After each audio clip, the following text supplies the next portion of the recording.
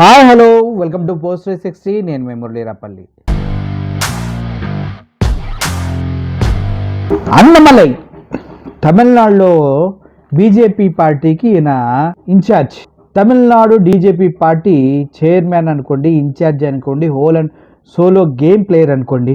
అన్నమలై ఈయన ఐపీఎస్గా ఉండి తన జాబ్ రిజైన్ చేసి తనకేదో అన్యాయం జరుగుతుంది, డిఎంకే పార్టీ వాళ్ళు సరిగా ఏమీ చేయట్లేదని బాధతోటి తన జాబ్కి రిజైన్ చేసి మరి పాలిటిక్స్లోకి వచ్చి బీజేపీ పార్టీలో చేరడం జరిగింది. గత 2024 ఎన్నికల్లో పార్టిసిపేట్ చేయడం కూడా జరిగింది, ఘోరంగా ఓడిపోవడం కూడా జరిగింది.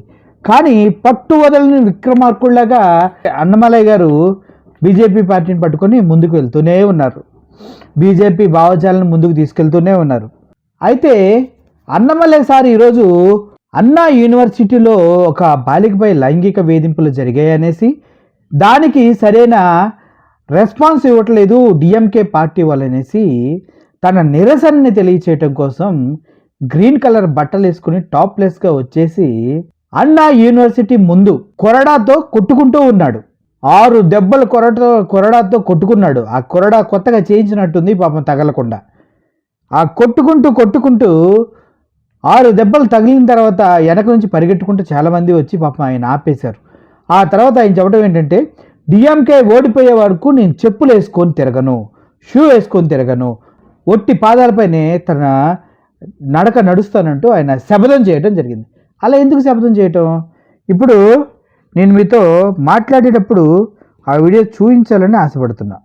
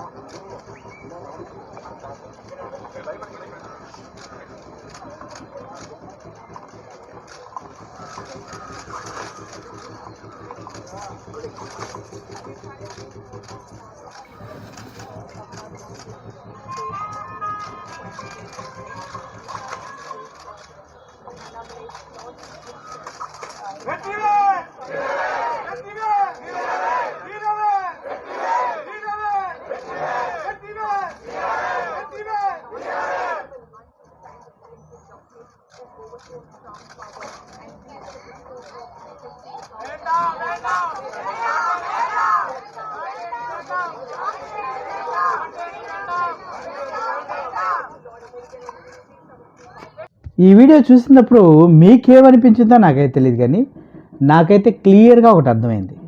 It's completely scripted. నేను ఎప్పుడు వెళ్ళాలి, ఎక్కడికి వెళ్ళాలి, మీడియాని ఎంతమందిని పిలవాలి, ఎక్కడి నుంచోని కొట్టుకోవాలి, నా వెనక ఎవరెవరు ఏ ప్లేగార్డ్స్ని పట్టుకొని నుంచోవాలి, ఆ తర్వాత నేను 5 దెబ్బలు కొట్టుకుని 6వ దెబ్బ కొట్టుకునేటప్పుడు ఎలా వచ్చి ఆయన ఆపాలి. ఇదంతా ప్రీ ప్లాన్డ్ స్క్రిప్ట్. ఇది అసలు ఎంత బాగా ఎగ్జిక్యూట్ చేశారంటే అంత బాగా ఎగ్జిక్యూట్ చేశారు. ఫర్ ఎగ్జాంపుల్ నేను మీకు ఇప్పుడు చూపిస్తానండి.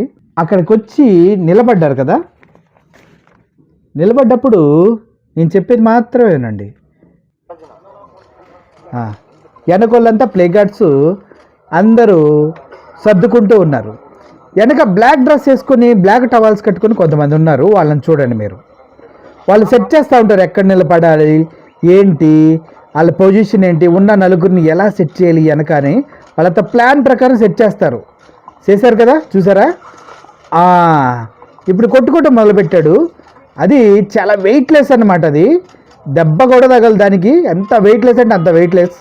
బేసికల్గా అటువంటిది కొట్టుకుంటే సర్రని ఒక దగ్గర నుంచి చుట్టుకుంటే చర్మం లేచి రావాలి.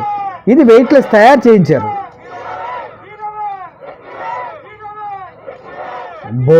ఇప్పుడు చూడండి, వెనక నుంచి కరెక్ట్గా ఇంకో దెబ్బ కొట్టుకోవడానికి అనగానే ఆర్టిస్ట్ ఒక అతను పరిగెట్టుకుంటూ వస్తాడు. చూడండి, చూస్తూనే ఉండండి. ఇప్పుడు వెండా అనగానే అదిగో అమ్మా వచ్చి ఆపటం ఆ వెంటనే పక్కన వాళ్ళకి ఇచ్చేయటం. అబ్బబ్బబ్బబ్బబ్బా, వాట్ ఈస్ స్క్రిప్ట్ అబ్బా. ఇందుట్లో ఆ కొట్టుకోవడానికి తయారు చేసింది ఏదైతే ఉందో అది వెయిట్లెస్, దెబ్బ తగలకుండా తయారు చేశారు ఒకటి. నెంబర్ 2, వీళ్ళు ఎవరెవరు ఉండాలి, వెనక ఉండాలి అనేది ఒక ముందే రిహార్సల్ చేసుకున్నారు. అదే పొజిషన్లో వెనకున్న ఒక వ్యక్తి నుంచోబెడుతూ ఉంటారు. 2, ఈయన కొట్టుకొని కరెక్ట్గా ఇంకో దెబ్బ ఎక్స్ట్రా పడుతుందనగానే ఒక ఆయన ఇది కరెంట్ షాక్ కొట్టినట్టు అప్పటిదాకా నించొని చూసి ఆయన పరిగెట్టుకుంటూ వస్తాడు. అదేంటో మరి. So what is script man. Annamalai అదిరిపోయింది స్క్రిప్ట్, ఇది సూపర్ స్క్రిప్ట్. అమ్మ స్క్రిప్ట్ వర్మ, స్క్రిప్ట్ వా అన్నమలై మంచి టాలెంటెడ్ గుడ్ ఆర్టిస్ట్. నేనేమనుకున్నా కానీ నిజంగానే మనోడు ప్రజల కోసం, తన అధికారాన్ని వదులుకొని సేవ కోసం వచ్చాడు అనుకున్నా. స్క్రిప్ట్ ఇదంతా నాకు అర్థం కాదన్నా. కొట్టుకునేవాడివి కొట్టుకుంటానే ఉండొచ్చుగా, వాళ్ళు ఒప్పుకునే వరకు. తప్పే ఉంది. ఇప్పుడు నువ్వు కొంత దెబ్బలు తిని పడిపోగానే మీ నాయకులంతా వచ్చి అక్కడ ధర్నాలు అయి చేస్తారు, కొట్టుకుంటానే ఉండొచ్చు కదా. ఒకటి. నెంబర్ 2, చెప్పులు బూట్లు వేసుకోకుండా బేర్ ఫుట్స్తో తిరుగుతానని నేను చెప్తున్నావు. నువ్వు అవసరమైందన్నా. అన్నందుని కూడా నిరాహార దీక్ష చేయన్నా. అమ్మాయికి ఎవరైతే అన్నా యూనివర్సిటీలో ఇలా హింసకు గురైందని మీరు చెప్తున్నారో అమ్మాయికి న్యాయం జరిగే వరకు నిరాహార దీక్ష చేయన్నా. నువ్వు నిరాహార దీక్ష చేయి. నీ చుట్టూ 10 మందిని పెట్టుకు, వాళ్ళని కూడా అన్నం తినొద్దని చెప్పు, నీళ్ళు తాగొద్దని చెప్పు. నువ్వు చచ్చేలోపు న్యాయం జరగకపోతే నేను రాసిస్తా బాండ్ పేపర్ మీద. అన్నమలై చనిపోయేలోపు న్యాయం జరిగిద్ది అని నేను రాసిస్తా. మరి డిఎంకే పార్టీ ఓడిపోయే వరకు కాళ్ళకి చెప్పులు వేసుకోను, ఒంటికి సబ్బు రాసుకోను, పేస్ట్ పెట్టి పళ్ళుతో అవును. ఎందుకన్నా ఎవడ పట్టించుకుంటా నువ్వు చెప్పులు వేసుకున్నావు వేసుకోలేదు అనేది. మాకు కావాల్సిందేంటి, నువ్వు నిరాహార దీక్ష కూర్చో, ఫాస్టింగ్ చేయి. ఎప్పుడు 100 రోజులు నువ్వు ఫాస్టింగ్ చేస్తూ ఉండు. అప్పుడు డిఎంకే ఏంటన్నా దేశం మొత్తం నీ కాళ్ళ దగ్గరకు వస్తుంది. నువ్వు ఫేక్ ఇది తీసుకొచ్చి టిప్పు అని కొట్టి అరే 3-5 తగలగానే 6వ దానికి పరిగెట్టుకొచ్చారా అని చెప్పినట్టుంది అక్కడ క్లియర్గా స్క్రిప్టెడ్. చాలా చిచ్చి. మంచి డైరెక్టర్ని పెట్టుకున్నా, నీట్గా సెట్ చేస్తాడు అంత తెలియకుండా. సొంత డైరెక్షన్లు చేసుకోకు. ఇంకా ఇట్లాంటి ఫేక్ కూడా చేయకు, వేస్ట్ పనికిరావు ఇవన్నీ. ఇటువంటి డ్రామాలు దయచేసి ప్రజలు నమ్మకండి. నిజంగా అంత చిత్తశుద్ధి ఉండి అంత కమిట్మెంట్ ఉంటే నిరాహార దీక్ష కూర్చోమనండి. ప్రాణాలు విడిచే వరకు పోరాడమనండి. డిఎంకే పార్టీ ఓడిపోయే వరకు చెప్పులు తీస్తే ఏంటి, ఉంచుకుంటే ఏంటి, ఎవడకబడుతుంది. నువ్వు ప్రాణాలు తెగించి పోరాడు, న్యాయం జరుగుతుంది.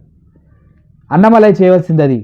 ఇట్లాంటి ఫేక్ స్టంట్లు, సినిమాటిక్ స్టంట్లు, పబ్లిసిటీ స్టంట్లు చేయకుండా ఉంటే అన్నమలైకి బాగుంటుంది. ప్రజల్లో కూడా ఆదరణ పెరిగిద్దని నేను అనుకుంటున్నాను. దీనిపైన మీ ఒపీనియన్ ఏంటో కామెంట్ రూపంలో తెలియచేయండి. Thank you for watching this video. Murali signing off. Thank you so much for the great actor Annamalai.